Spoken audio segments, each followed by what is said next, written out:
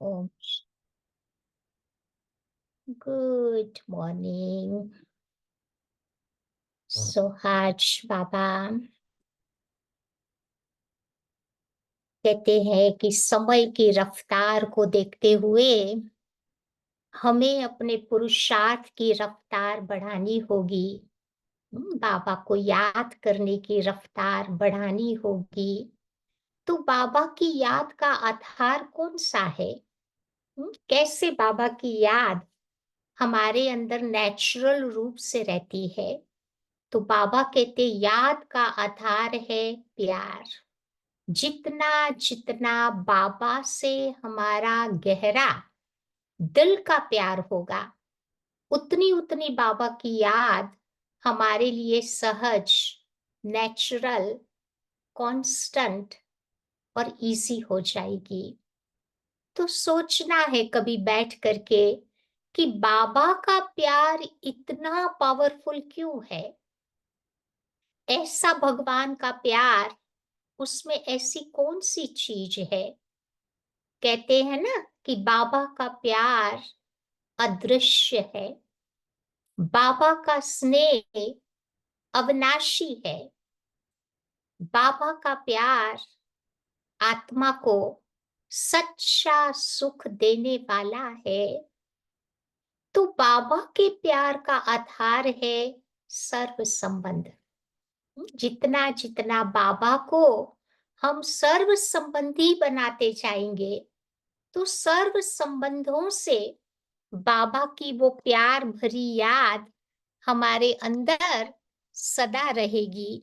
क्योंकि बाबा का जो प्यार है वो मैग्नेट का काम करता है। आत्माओं को अपनी ओर खींच लेता है। और बाबा के साथ के हमारे जो भी संबंध है, वो बहुत बहुत पावरफुल और सत्य संबंध है। क्योंकि दुनिया के संबंध तो देखो झूठे हैं, टूट सकते हैं, लेकिन बाबा के साथ का संबंध कभी टूटने वाला नहीं है। दुनिया का जो हमारा संबंध, वो बंधनों को क्रिएट कर देता है, लेकिन बाबा का जो प्यार है हमें सब बंधनों से फ्री करके एक उड़ता पंछी बनाने वाला प्यार है। कभी दुख की फीलिंग्स नहीं आती। दुनियावी प्यार में तो दुख भरा हुआ है। एक्सपेक्टेशंस कितनी होती है, आकांक्षाएं, अपेक्षाएं कितनी रहती है। और जब हमारी एक्सपेक्टेशंस पूरी नहीं होती, तो फिर हमारे जीवन में फ्रस्ट्रेशन आ जाती है। बाबा कहते उस प्यार में लव चाहिए, केयर चाहिए, अटेंशन चाहिए। लेकिन बाबा का ही एक ऐसा प्यार है जो कोई चीज को बाबा एक्सपेक्ट नहीं करता है। तभी तो कहते ना कि बाबा का प्यार अविनाशी प्यार है। हमारी आत्मा को पवित्र बनाने वाला प्यार है। बाबा का जो प्यार है, सब आत्माओं को ऊंचा उठाने वाला प्यार है। बाबा का प्यार सच्चा प्यार है। उस प्यार में तुम देखो कोई धोखा नहीं है। दुनियावी प्यार में तो कभी धोखा मिल जाएगा, कभी व्यक्ति आपको अकेला छोड़ करके चला जाएगा। लेकिन वो चीज भगवान के प्यार में नहीं है। बाबा का प्यार, उसमें कोई कंपटीशन नहीं होती है। क्योंकि उसका जो प्यार है वो अनकंडीशनल प्यार है। कोई शर्तों वाला प्यार नहीं होता है। इसीलिए बाबा कहते हैं कि बस बाबा के ही प्यार में हमें खोए रहना है। कि मेरा तो एक बाबा, दूसरा न कोई। ये है हमारी नेचुरल प्यूरिटी की हाईएस्ट अवस्था, ऊंची से ऊंची स्टेज। बाबा का प्यार क्यों इतना शक्तिशाली है? सोचो कभी बैठ करके कि बाबा के प्यार में ऐसी कौन सी शक्ति है। क्योंकि सब चीजों की प्राप्ति आप देखो एक बाबा से हो जाती है। फिर हमें किसी के पर डिपेंड नहीं रहना पड़ता। बाबा का प्यार इतना निस्वार्थ क्यों है? क्योंकि दुनिया के रिश्तों में, नातों में आप देखो, कोई न कोई प्रकार का स्वार्थ जरूर भरा हुआ होगा, लेकिन बाबा के प्यार में वो कोई स्वार्थ नहीं है। बाबा का प्यार बेहद का प्यार क्यों है? क्योंकि बाबा के प्यार में आप देखो, कोई प्रकार की हदें नहीं है, लिमिटेशंस नहीं है। भगवान का जो प्यार है, उसमें समानता समाई हुई है। बाबा का जो प्यार है, 24 घंटे आप सोचो सदा हमारे साथ रहता है। जब चाहे तब हम बाबा की कंपनी में रह सकते हैं। तभी तो कहते हैं ना कि हमारे जीवन के दो बेस्ट कंपेनियन है।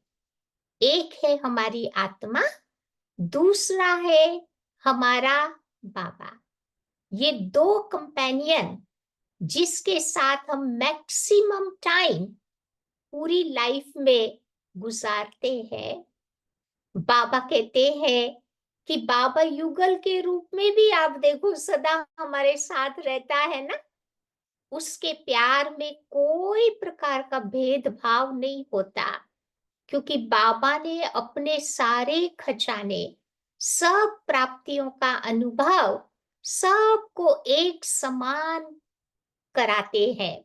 लेकिन क्या होता है कि कभी-कभी लेने में हम थोड़ा नंबर बना लेते हैं, क्योंकि हर व्यक्ति अपनी कैपेसिटी के अनुसार उस बाबा के प्यार का अनुभव करता है।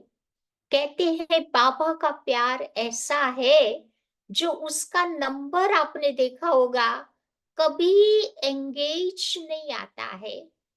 देखो एक साथ लाखों करोड़ों व्यक्ति भी बाबा से बात करे ना, कर सकते हैं, कभी उसका नंबर एंगेज नहीं आएगा।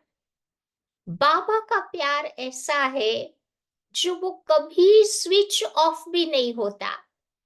आप चाहे कितना देरी बात करना चाहो, एक साथ कई आत्माएं बाबा से बात कर सकती है। भगवान का प्यार ऐसा है जो कभी भी कवरेज क्षेत्र से बाहर नहीं आता। आप चाहे कहां पर भी चले जाओ, सब जगह आपको फुल नेटवर्क मिलेगा। दुनिया में तो आप देखो कई कई ऐसी जगह चले जाते हैं ना, तो इंटरनेट नहीं चलता, फोन नहीं चलता। लेकिन बाबा का प्यार ऐसा नहीं है, कभी कवरेज क्षेत्र से बाहर नहीं जाता। बाबा का प्यार ऐसा है कि चाहे आप बाबा से कितनी भी बातें कर लो, दिल की रूह रुहान कर लो, फिर भी आपकी बैटरी डिस्चार्ज नहीं होगी। उस फोन में तो कितना ध्यान रखना पड़ता है कि भाई लिमिटेड बातें करो, नहीं तो बैटरी हमारी डिस्चार्ज हो जाएगी। भगवान के प्यार में वो चीज नहीं है। जितना ज्यादा बाबा से बात करेंगे ना, उतनी ज्यादा हमारी आत्मा की बैटरी फुल चार्ज रहेगी। सारा दिन जो भी छोटी मोटी बातें आएंगी ना लाइफ में, उसको हम आसानी से फेस कर पाएंगे।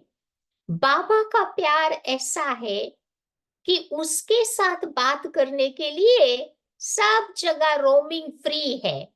जैसे इंटरनेशनल कॉल करते हैं ना, तो करने वाले को भी चार्ज होता है, रिसीव करने वाले को भी चार्ज होता है। लेकिन बाबा का प्यार ऐसा है जो सब जगह रोमिंग फ्री है। बस शर्त एक ही बाबा बताता है। कौन सी शर्त बाबा बताता है? एक ही कंडीशन है कि जो हम बाबा से बातें करें तो हमारी तरंगे दिल से निकलनी चाहिए। हम्म, दिल से मेरा बाबा, ऐसा कह करके बाबा से बातें करनी है। तो रोमिंग फ्री हो जाएगा। और बाबा का प्यार ऐसा है जो उसका नेटवर्क सभी स्थानों पर उपलब्ध होता है, चाहे हिमालय की ऊंचाइयों पर चले जाए, चाहे समुद्र की गहराइयों में चले जावे, चाहे हवाई यात्रा में ट्रैवल करते हो, यहाँ तक कि पृथ्वी के बाहर चांद पर भी उसका नेटवर्क मिलता है। ट्राई करके देखने की बात है। या तो ऐसा बाबा का वो प्यार है। तो जितना जितना बाबा के साथ हमारा दिल का गहरा रिश्ता होगा, उतना उतना बाबा की याद हमारे जीवन में बहुत सहज हो जाएगी और पुरुषार्थ की रफ्तार हमारी बढ़ती जाएगी। तो आइए सुनते हैं, आज की बाबा की मुरली है 23 जुलाई की। तो बाबा कहते हैं, मीठे बच्चे, तुम्हें टाइम पर अपने घर वापस जाना है। बाबा के साथ साथ अपने समय पर लौटना है। इसीलिए याद की रफ्तार को बढ़ाते जाओ। इस दुख धाम को भूल शांति धाम और सुख धाम को याद करो। आज का प्रश्न है, कौन सा एक गुह्य राज तुम मनुष्यों को सुनाओ तो उनकी बुद्धि में हलचल मच जाएगी। सोचो, ऐसी कौन सी ज्ञान की बात हम लोगों को सुनाएंगे ना, तो उनकी बुद्धि में बाबा कहते हैं हलचल मच जाएगी। तो बाबा कहते हैं, उन्हें गुह्य राज सुनाओ कि आत्मा इतनी छोटी बिंदी है, उसमें फॉरएवर पार्ट भरा हुआ है, जो पार्ट बचाती ही रहती है। 84 जन्मों का पार्ट हम सबकी आत्मा में तो इतना भरा हुआ है ना, जो बचाते ही रहते। कईयों की आत्मा में थोड़ा कमती पार्ट भी हो सकता है। तो आत्मा कभी थकती नहीं है। मोक्ष किसी को मिल नहीं सकता। मनुष्य बहुत दुख देख करके कहते हैं, क्या कहते हैं कि हे भगवान, मोक्ष मिले तो बहुत अच्छा है। यानी दुखों से आत्मा छूट जाती है, परंतु बाबा कहते हैं जन्म मरण के चक्कर में तो आना ही पड़ता है। एक्टर माना ही पार्ट प्ले करने का। या तो बाबा कहते हैं आत्मा तो अविनाशी है, वो पार्ट बचाने के बिना नहीं रह सकती। इस बात को सुनकर उनके अंदर हलचल मच जाएगी। क्योंकि कई साधु सन्यासी भी चाहते हैं मोक्ष मिल जावे, जैनिज्म में भी कहते हैं मुक्ति मिल जावे, बुद्धिज्म में भी कहते हैं निर्वाण धाम में चले जावे। तो कई धर्मों में ये बातें हैं, लेकिन जब सच बात जानते हैं तो वो रियलाइज भी करते हैं। ओम शांति। तो मीठे मीठे रूहानी बच्चों को बाप समझाते हैं कि यहाँ तो है रूहानी बच्चे। बाबा रोज रोज तुम बच्चों को समझाते हैं। कौन सी बात समझाते हैं? कि बरोबर इस दुनिया में गरीबों को कितना दुख है।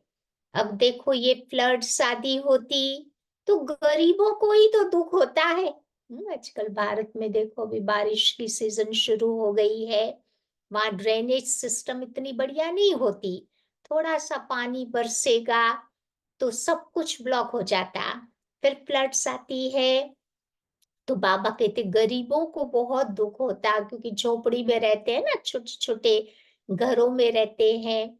तो बाबा कहते उनके सामान आदि का क्या हाल हो जाता। दुख तो होता है ना, अपार दुख है।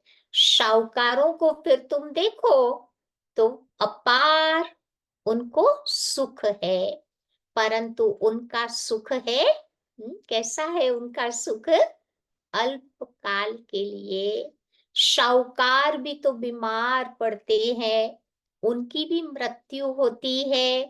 कहते हैं आज फलाना मरा आज ये हुआ, आज देखो प्रेसिडेंट है, तो कल उसको गद्दी भी छोड़नी पड़ती है।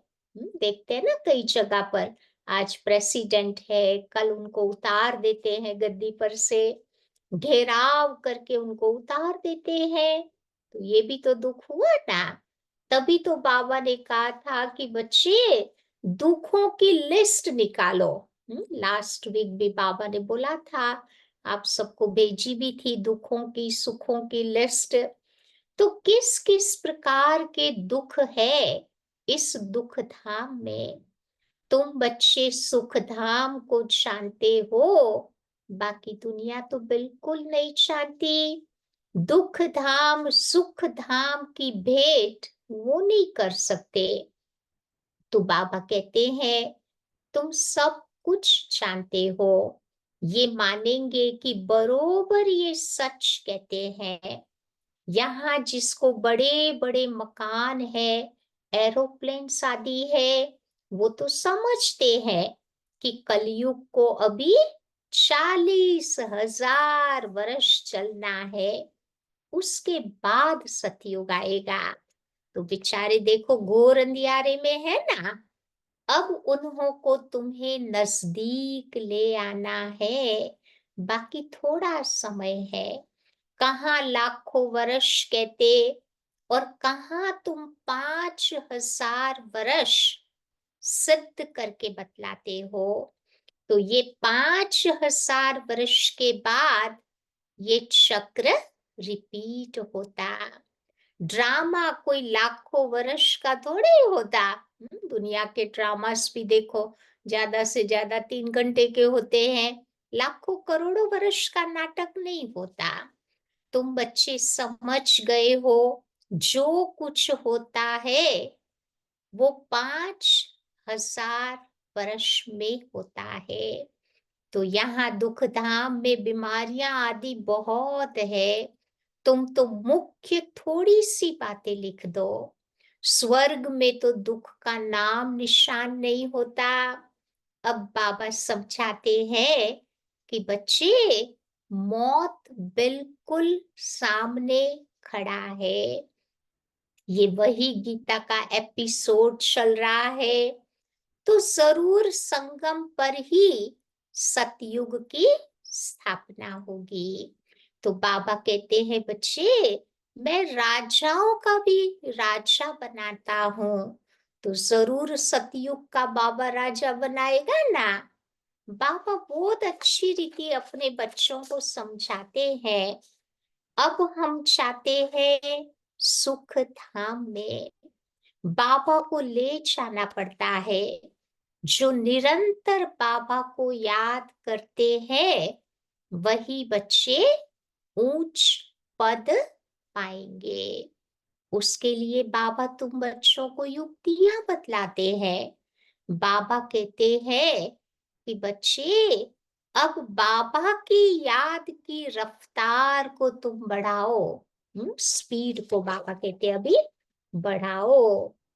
कुंभ के मेले पर भी टाइम पर जाना होता, तुमको भी टाइम पर जाना है। ऐसे नहीं कि जल्दी जल्दी जाकर पहुंचेंगे, नहीं। ये जल्दी जल्दी करना कोई अपने हाथ में नहीं है। ये तो है ड्रामा की नोंद। तो महिमा सारी ड्रामा की है। यहाँ कितने जीव जंतु आदि दुख देने वाले हैं। सतयुग में तो बाबा कहते ये होते ही नहीं। तो अंदर में ख्याल करना चाहिए कि वहां ये होगा। सतयुग में कौन कौन सी चीज होगी, सोचो। तो सतयुग तो याद आता है ना। सतयुग की स्थापना बाबा करते हैं। पिछाड़ी में सारा नटशेल में ज्ञान बुद्धि में आ जाता। जैसे बीज कितना छोटा, झाड़ कितना बड़ा है, वो तो है जड़ चीजें। ये है चैतन्य। इनका किसी को पता नहीं है। कल्प की आयु भी लंबी चौड़ी कर दी है। तो भारत ही बहुत सुख पाता, तो दुख भी भारत ही पाता। बीमारियां आदि भी भारत में सबसे अधिक है। आजकल के जमाने में तो रोज सुनते रहते हैं, कुछ न कुछ नई नई बीमारियां निकलती रहती है। यहाँ मच्छरों सदृश मनुष्य मरते हैं, क्योंकि आयु छोटी है। यहाँ के सफाई करने वालों और विलायत के सफाई करने वालों में कितना फर्क है। यहाँ सफाई करने वाले भी कार में जाते हैं। भारत में देखो बेचारे कैसे होते हैं। तो विलायत से सारी इन्वेंशन यहाँ आती है। सतयुग का नाम ही है पैराडाइस। वहां पर सब सतो प्रधान है। तो तुम बच्चों को सब साक्षात्कार होंगे।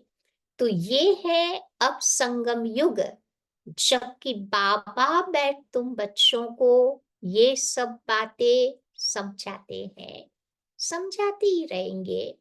नई नई बातें बाबा तुम बच्चों को सुनाते ही रहेंगे।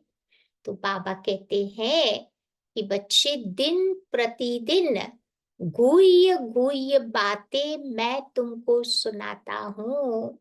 आगे तुमको ऐसे थोड़ी पता था कि बाबा इतनी बिंदी है। शुरू शुरू में बाबा ने वो ज्ञान नहीं दिया कि शिव बाबा पॉइंट ऑफ लाइट है, क्योंकि उस समय उतनी बुद्धि नहीं थी जो बाबा की इन बातों को समझ सके। तो धीरे धीरे बाबा ज्ञान की गहरी गहरी बातें समझाते। तो उनमें सारा पाठ भरा हुआ है फॉरएवर। तुम बच्चे भी पाठ बचाते आए हो। तुम किसी को भी बताओ तो बुद्धि में हलचल हो जाएगी कि ये क्या कहते हैं। इतनी छोटी बिंदी में सारा पाठ भरा हुआ है, जो बचाते ही रहते हैं, कब थकते ही नहीं है। किसी को भी पता नहीं है। अभी तुम बच्चों को समझ पड़ती जाती है कि आधा कल्प है सुख, आधा कल्प होता है दुख। बहुत दुख देख करके भी मनुष्य कहते हैं, आज की दुनिया का दुख देख करके क्या कहते हैं, इससे तो मोक्ष पाले तो बहुत अच्छा। जब तुम सुख में शांति में होंगे तो वहां ऐसे थोड़े कहेंगे। तो ये सारी नॉलेज अभी तुम्हारी बुद्धि में है। जैसे बाप बीज होने के कारण उनके पास सारे झाड़ की नॉलेज है। झाड़ का मॉडल रूप दिखाया है ना, बड़ा थोड़ा दिखा सकते। तो तुम्हारी बुद्धि में सारी नॉलेज आ जाती। बाबा कहते तुम बच्चे अभी कितना विशाल बुद्धि अब तुम्हारी होनी चाहिए। कितना समझाना पड़ता है कि फलाने फलाने इस समय के बाद आते हैं पाठ बचाने। तो देखो ये ड्रामा कितना बड़ा ह्यूज है। बहुत बड़े से बड़ा है, 5000 वर्ष का। तो ये सारा ड्रामा तो कभी कोई देख न सके, इम्पॉसिबल है। दिव्य दृष्टि से तो अच्छी चीजें देखी जाती है। ये गणेश, हनुमान, ये सब है भक्ति मार्ग के। परंतु मनुष्यों की भावना बैठी हुई है, तो छोड़ नहीं सकते।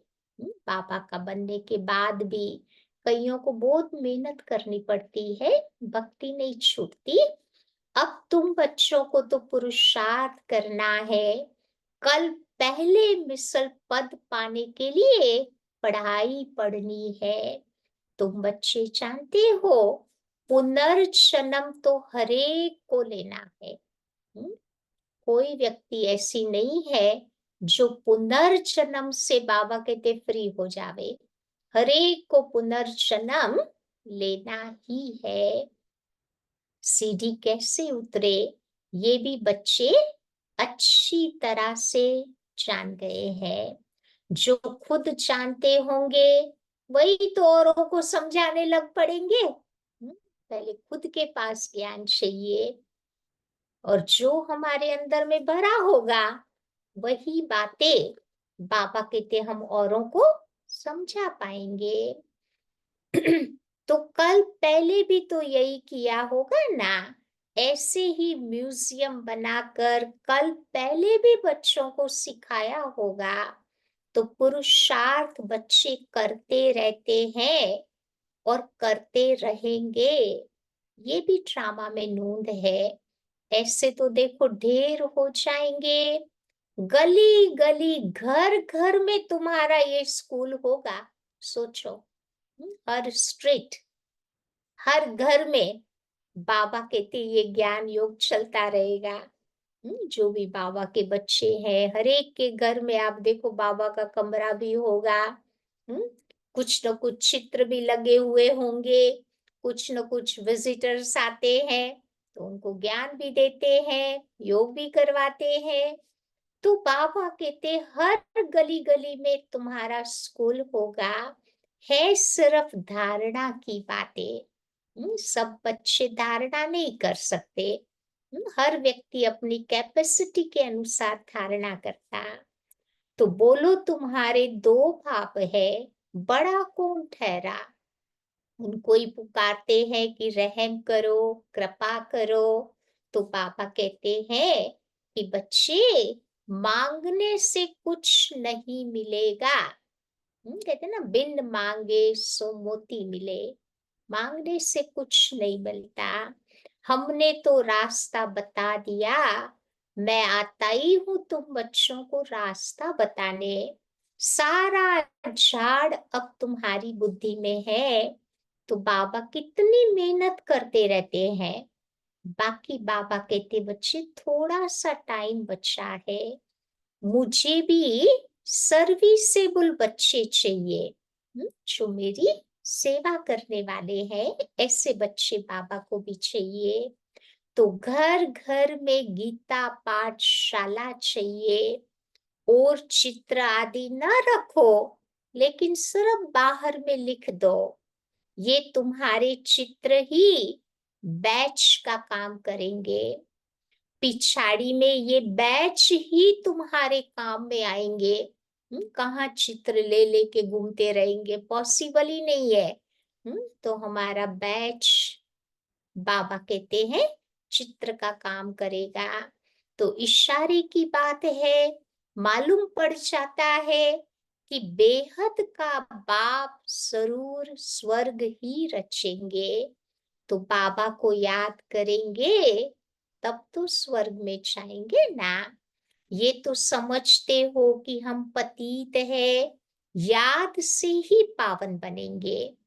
और कोई पावन बनने का उपाय है नहीं। स्वर्ग है पावन दुनिया। स्वर्ग का मालिक बनना है। तो बाबा कहते कौन मालिक बन सकता है?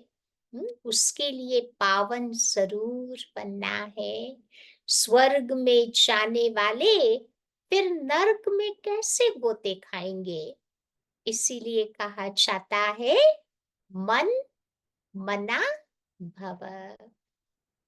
बेहद के बाबा को याद करो तो अंत मते सो गति हो जाएगी। स्वर्ग में जाने वाले विकार में थोड़े ही जाएंगे। देखो भक्ति में भी भगत लोग निर्विकारी रहते। सन्यासी तो कभी ऐसे नहीं कहेंगे कि पवित्र बनो, क्योंकि वो खुद ही जा करके शादियां कराते रहते हैं। शादियों में बुलाते हैं ना साधु संतों को।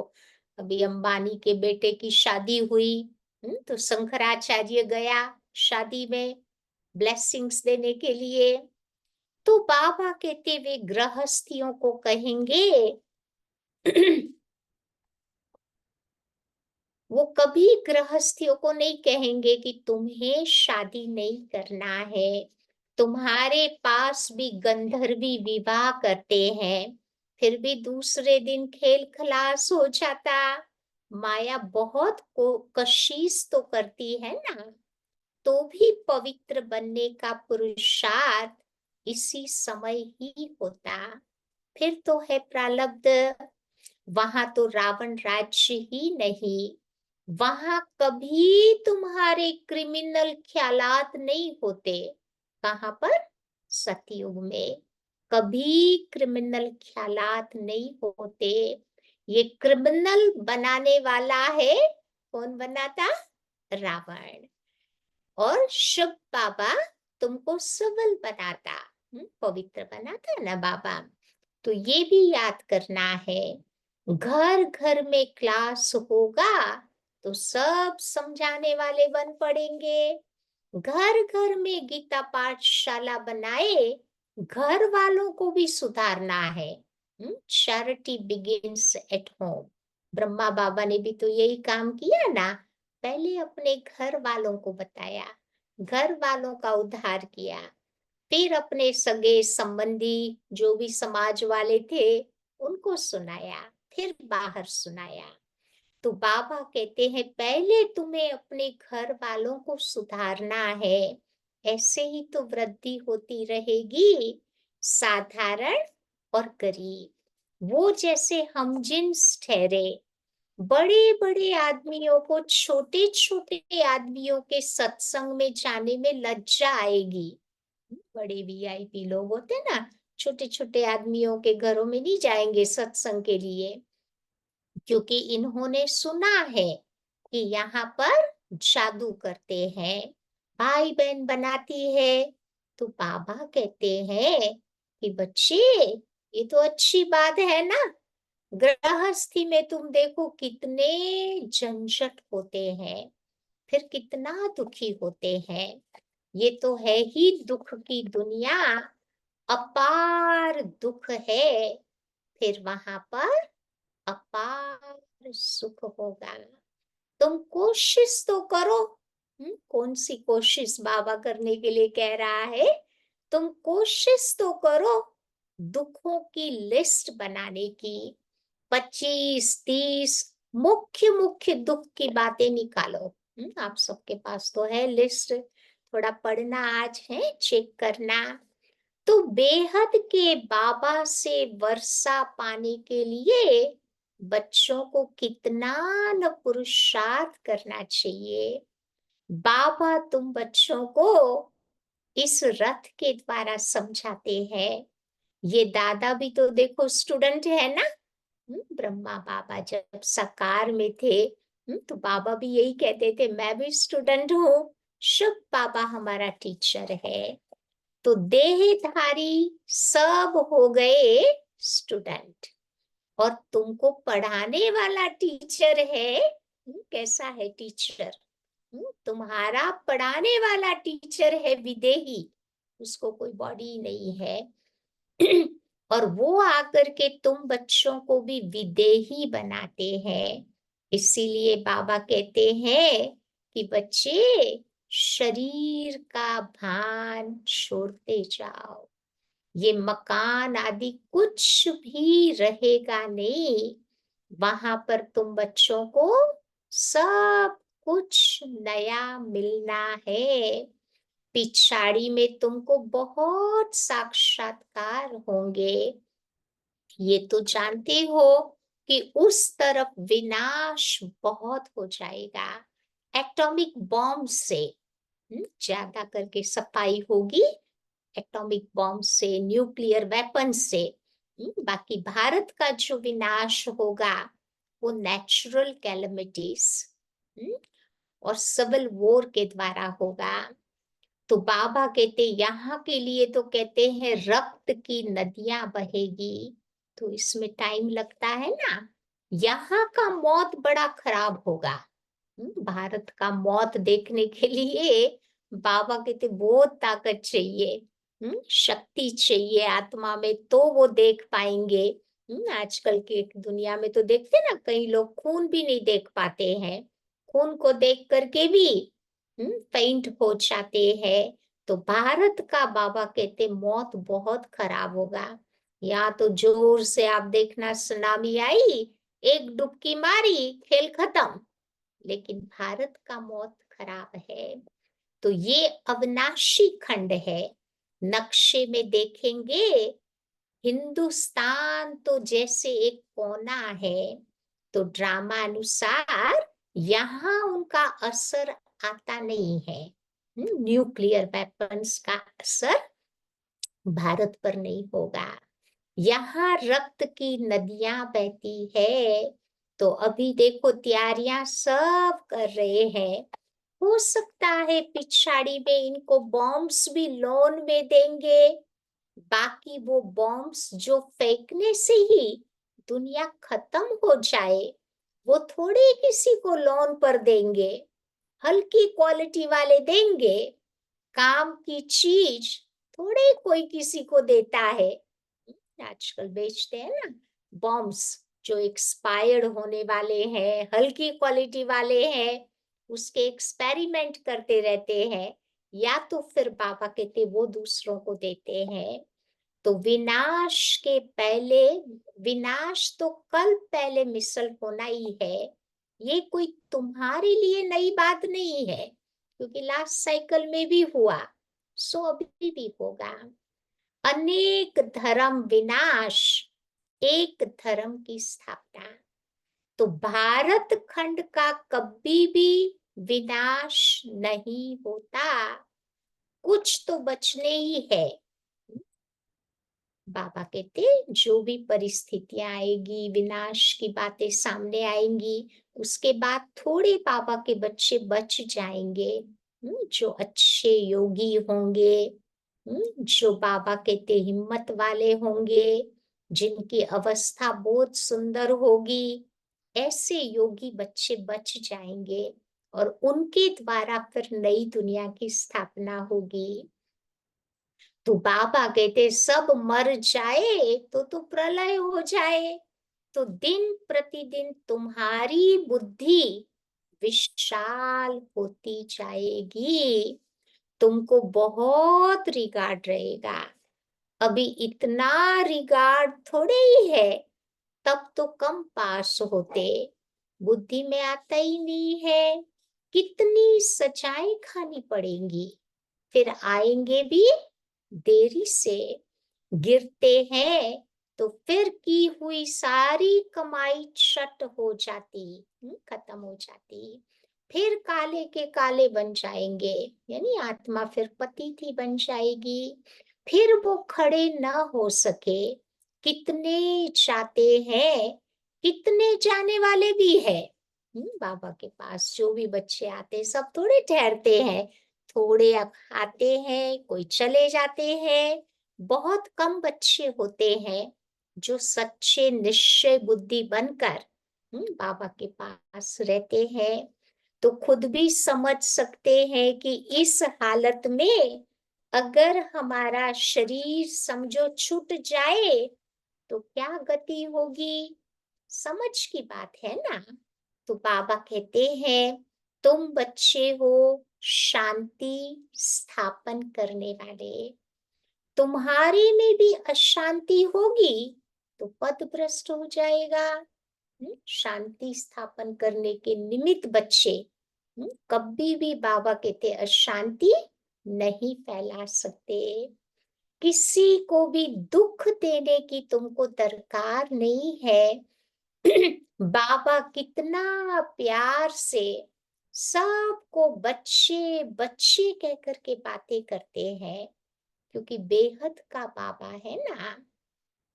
सारी दुनिया की इसमें नॉलेज है, तब तो बाबा आकर के समझाते हैं। इस दुनिया में तुम देखो अनेक प्रकार के दुख है। ढेर दुखों की बातें तुम बच्चे लिख सकते हो। आज फिर बाबा याद दिलाते हैं कि लिस्ट निकालो, कितने प्रकार के दुख है इस दुनिया में। तुम बच्चे ये सिद्ध करके बतलाएंगे तो समझेंगे कि ये बात बिल्कुल ठीक है। ये अपार दुख तो सिवाय बाप के और कोई तुम्हारे दुख दूर नहीं कर सकता। तो दुखों की लिस्ट होगी, तो कुछ न कुछ इनकी बुद्धि में बातें बैठेगी। बाकी तो ये लोग सुना अनसुना कर देंगे।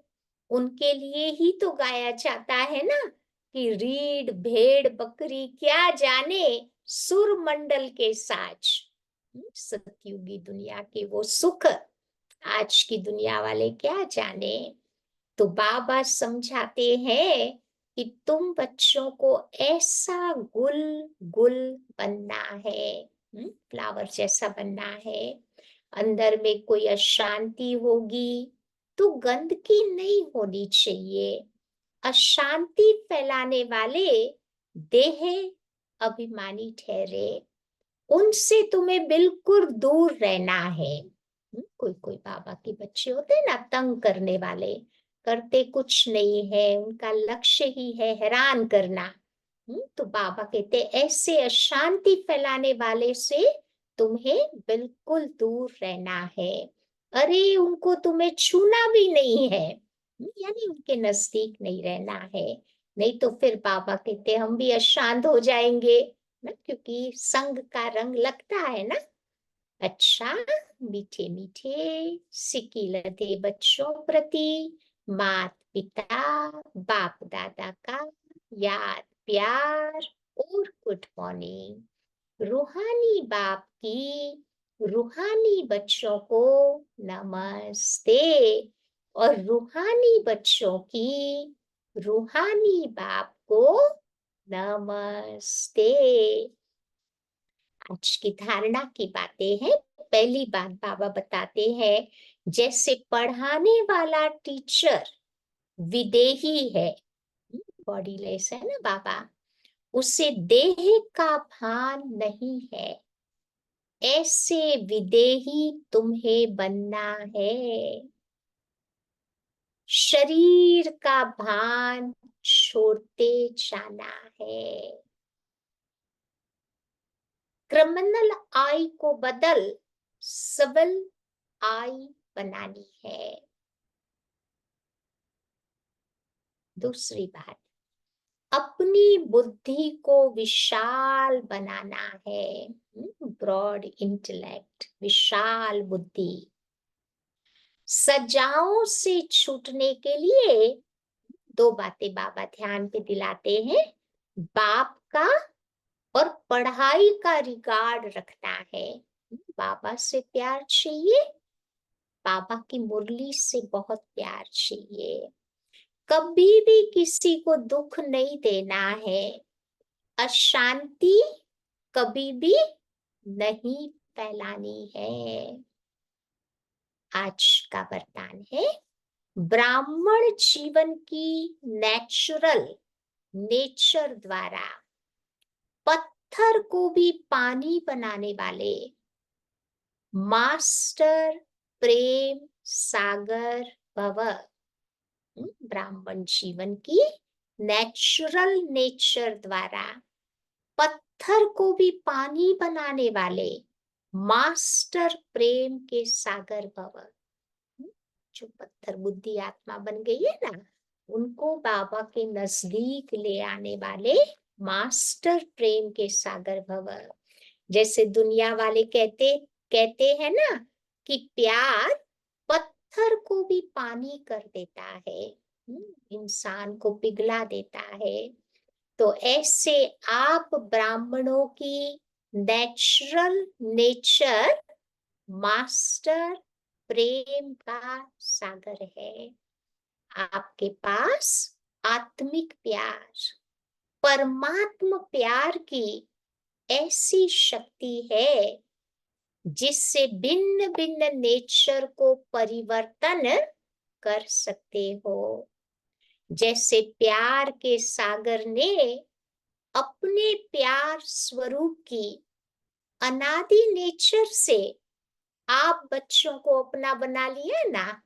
हम कैसे थे, बाबा के पास आए थे तब, फिर भी बाबा के प्यार ने हमें उनका बना लिया। ऐसे आप भी मास्टर प्यार के सागर बनकर विश्व की आत्माओं को सच्चा निस्वार्थ आत्मिक प्यार दो, तो उनकी नेचर परिवर्तन हो जाएगी। आज का स्लोगन है, अपनी विशेषताओं को स्मृति में रख, उन्हें सेवाओं में लगाओ, तो उड़ती कला में उड़ते रहेंगे। जो जो बाबा ने हमारे में विशेषताएं भरी है, उसको बाबा कहते याद करके उन विशेषताओं को बाबा के कार्य में लगानी है, तो बाबा कहते हमारी उन्नति अपने आप होती रहेगी। समझा? तो ये बाबा की आज की मुरली थी। तो आज क्या याद रखेंगे सारा दिन? बाबा का प्यार क्या कमाल करता है। बैठ करके सोचना सारा दिन, और दुखों की लिस्ट को भी रिवाइज करेंगे। ये बाबा ने आज हमें होमवर्क दिया है। ठीक है, बाकी आज मैं